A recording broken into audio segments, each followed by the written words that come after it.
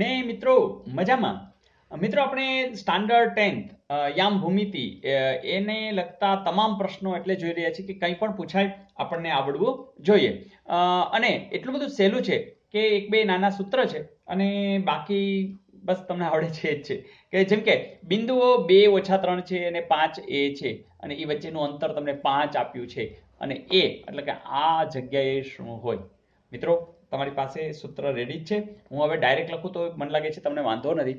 એટલે આપણને ખબર છે કે ધારો કે બિંદુ આ એ છે અને ધારો કે બિંદુ બી છે, તો એ બી જે અંતર છે એ તમને આપી દીધું છે. કેટલું છે? 5 છે. એટલે કે 5 નો વર્ગ એ શું થાય? બરાબર ને, કે જે આનો 5 નો વર્ગ, તો આનો અને આનો બાદબાકી એટલે કે 2 - 5 એનો વર્ગ વત્તા આનો અને આની બાદબાકી એટલે કે -3 - એનો વર્ગ. બસ કામ પતી ગયું. તો મિત્રો આટલી જ વાત હતી. હવે તમને એ ખબર છે કે 5 નો વર્ગ તો 25 થાય, પછી 2 - 5 એટલે -3, -3 નો વર્ગ, -3 ગુણ્યા -3 એટલે 3 તેરી 9 પણ પ્લસ થઈ જાય. હવે +9 જે છે એને હું આ બાજુ લઈ આવું, આ બરાબરની સાઈન છે એને આ બાજુ લઈ આવું તો એ તો -9 થાય. એટલે કે આવ્યું શું? -3 - a નો વર્ગ. પણ મિત્રો 25 - 9 તમને ખબર જ છે 16 થાય. એટલે કે -3 - a નો વર્ગ. અને 16 એટલે શું? તો પછી તમે એ પણ લખી શકશો કે શું છે? 4 નો વર્ગ છે. મિત્રો તમને ખબર છે કે અહીંયા 4 નો વર્ગ છે અને -4 નો વર્ગ છે. હા કે ના? તો તમે 16 ને તમે કોઈ પણ રીતે લખી શકો છો. એટલે કે આ બંને વિકલ્પો સાચા છે. હવે તમે જ કહો છો આ બગડો કાઢી નાખી એટલે કે આપણા પાસે બે સમીકરણ મળ્યા. 4 બરાબર -3 - a. ચાલો એક કામ કરી, ઓછા એને આ બાજુ લઈ આવી એટલે એ થઈ જશે વત્તા a અને આ 4 ને આ બાજુ લઈ જાવી એટલે -3 - 4. સોરી, -3 - 4 એટલે કે કેટલા આવ્યા? -7 છે. અહીંયા નથી, જાણે આ કેન્સલ. ચલો અહીંયા જઈએ, -3 ને આ બાજુ લેવો એટલે +3 - 4 બરાબર -a. જોજો 3 માંથી 4 જાય તો -1 બરાબર -a. બંને બાજુ આપણે સાઈન બદલાવી નાખી એટલે કે a બરાબર 1 આવ્યા. એવું છે, જરૂર છે. તો અહીંયા બે કિંમત મળી શકે છે અને જેમાં 1 છે એ જવાબ બિલકુલ સાચો છે. તો મિત્રો આવી કંઈક વાત કે ક્યારેક થોડીક ગણતરી આવી શકે છે, પણ આવા સૂત્ર તો અત્યારે મેં આટલું લખ્યું છે, બાકી તમે ઝડપથી આ પૂરું કરી શકો. એટલે પ્રેક્ટિસ જેમ વધારે હશે એમ થઈ શકે. કદાચ તમે બોર્ડમાં આ 2 ગુણમાં પણ પૂછી શકે, પણ ક્યારેક તમારો સમય લઈ જાય એવું પૂછી શકાય છે. તો ઇઝ ઇટ ઓકે? તો બેઝ તો આ છે. તમે કીધું સર આ સૂત્ર કેવી રીતે આવ્યું? તો અહીંયા તમને ખબર છે કે વર્ગ ન હોય તો શું આવે? તો આખાઈનું વર્ગનું. યાદ છે ને? તો x1 - x2 નો વર્ગ વત્તા y1 - y2 નો વર્ગ. તો એકને એક વાત છે, આ બાજુ વર્ગ કરી દો તો વર્ગમૂળની સાઈન કરવાની જરૂર નથી. તો જોઈએ નેક્સ્ટ. મિત્રો પછી પણ આવું જ કંઈક પૂછાયેલું કે a છે -6 - 7 છે, b -1 - 5 એનું અંતર શું થાય? તો મિત્રો આપણે ડાયરેક્ટ કરવું છે. ચલો, તમને ખબર છે કે -6 - 1 એટલે આપણે બાદબાકી કરશું. -6 - -1 નો વર્ગ. Is it okay? વત્તા 7 - -5 નો વર્ગ. બસ આ જવાબ. એટલે હજી જવાબ નહીં આવે, વર્ગમૂળ કાઢવું પડશે. પણ તમને ખબર પડી ગઈ છે કે ઓછે શું થઈ જાય? વત્તા. તો 6 - 6 અને +1 નો વર્ગ છે અને અહીંયા ઓછે એટલે 7 + 5 નો વર્ગ છે. હવે -6 + 1 એટલે તમે કહેશો -5 અને -5 નો વર્ગ શું થાય? 25 વત્તા 7 ને 5 12, 12 નો વર્ગ શું થશે? તમે કહેશો 144. એટલે કે આપણને કેટલા મળ્યા? 169. પણ આ શું છે? કોઈ પણ અંતર જેમ કે AB હતો એનો વર્ગ છે. એટલે કે આપણને ખબર છે કે આ વર્ગને શોધવાનું અંતર એટલે કે AB શોધવું હોય તો આપણે શું લેવું પડે? વર્ગમૂળમાં 169. અને વર્ગમૂળમાં 169 એટલે તમને જવાબ ખબર જ છે કેટલા આવે? 13. તો મિત્રો એક સાદી ગણતરી જેમાં ઉતાવળ નહીં કરવાની.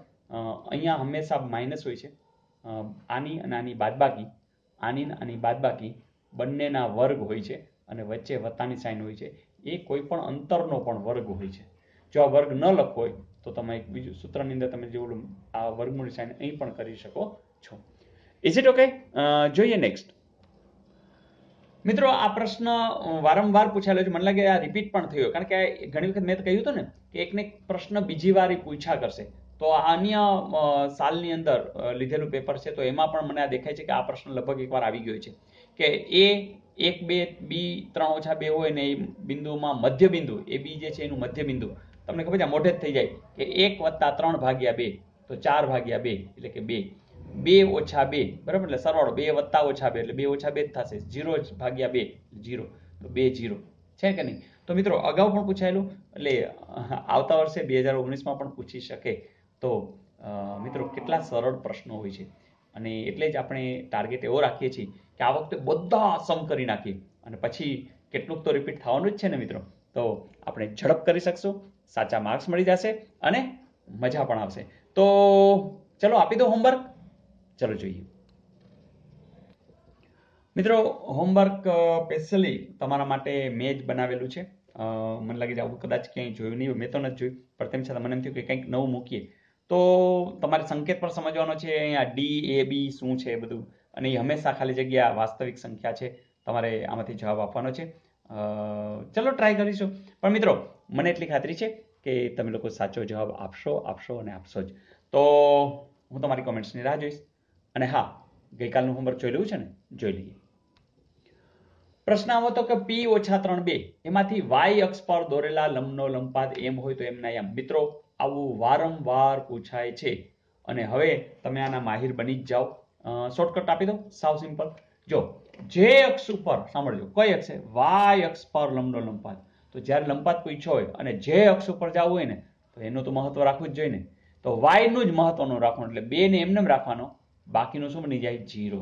એટલે 2 છે એ મેઇન રહેશે, એટલે કે 0 2 છે, એવું કંઈક હશે જ. ફરીથી x ઉપર હોત તો x ને મેઇન આપત, બાકીનો 0, તો શું આવી જાય? -3 0. તો જે અક્ષ ઉપર લંબપાદની વાત હોય તો એ અક્ષનું મહત્વ આપવાનું, બાકીનો 0. તો આવું પૂછાશે, તમે 1 સેકન્ડમાં જવાબ આપી દેશો. અને આ પૂછાય છે તો IMP ગણવું, હે ને. તો મિત્રો બસ આનંદ કરતા રહીએ, કરાવતા રહીએ. અને તમે લોકો જો 10મામાં હો તો તમારા તમામ મિત્રોને હજી ખબર નથી, તો કોણ કહેશે એને? તમારે જ કહેવાનું છે. અને તમે જરૂરથી કહેશો, એને કહી દેવાનું કે આજુબાજુ રહેતા હોય તો એની ઘરે જઈ અને યુટ્યુબમાં કેવી રીતે વિડીયો જોવો કહી દો, આપણી ચેનલની વાત કરી દો. અને હા, જો તમે વોટ્સએપ ને એવું બધું યુઝ કરતા હો તો તમે શેર પણ કરી શકો છો.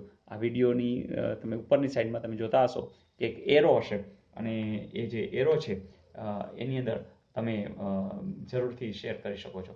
તો મિત્રો આવો એક એરો હશે, એરો દાબશો એટલે પછી તમારા વોટ્સઅપ ને ફેસબુક ને બધું આવી જાય, તો એમાં શેર કરી દો કે કોઈ ને કોઈ. હા, તમારા દાખલા ગ્રુપ હોય તો ગ્રુપ તમે બ્રોડકાસ્ટ પણ બનાવી શકો છો 10મા ધોરણના તમામ વિદ્યાર્થીઓ. અને હા, શિક્ષક હોય તો ખાસ, તો શિક્ષકને ખાસ વિનંતી કે તમે તમારા વિદ્યાર્થીઓ સુધી વાત પહોંચાડો, જેથી કરીને નવા વિડીયોઝ ઘણા બધા મૂકવાનો છો, તો એનો કોઈને કોઈ વિદ્યાર્થીને લાભ પડે, એ હતાશ ન થાય અને ક્યાંક એની ગાડી અટકી ન જાય. તો એને ભણવાનો જો આનંદ આવી જશે તો એની ગાડી પાટે ચડી જશે અને દોડતી થઈ જશે.